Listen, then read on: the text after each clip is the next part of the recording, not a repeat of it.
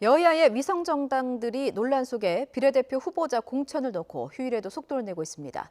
민주당은 더불어시민당에 현역 의원을 파견하는 데 매진하고 있고 미래한국당은 내일 새로운 명단을 확정할 예정입니다. 취재기자 연결합니다. 우철희 기자.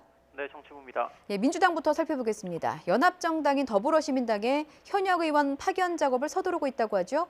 네, 그렇습니다. 민주당이 주도하는 더불어시민당은 4.15 총선 정당 투표용지에서 민생당과 미래한국당에 이어 세 번째 정도의 이름을 올리는 방안을 추진하고 있습니다.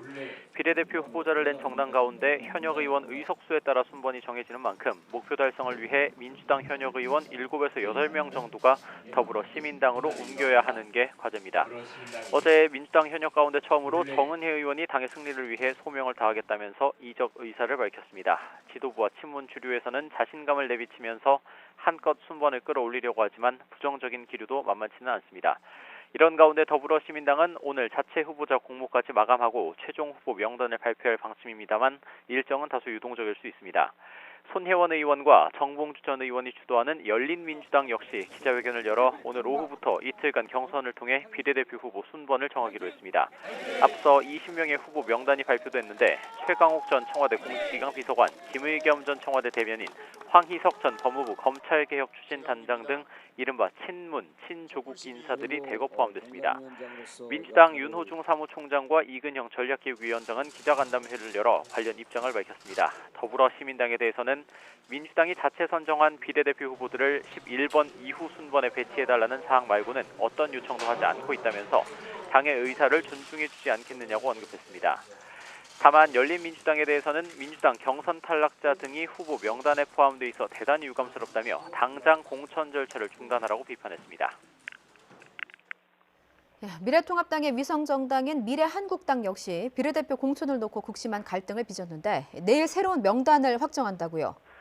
네, 그렇습니다. 원유철 대표가 기자간담회를 열어 미래한국당 비례대표 공천의 향후 일정과 방향 등을 밝혔습니다. 먼저 내일 오후 최종 후보자 명단을 발표하기로 했습니다.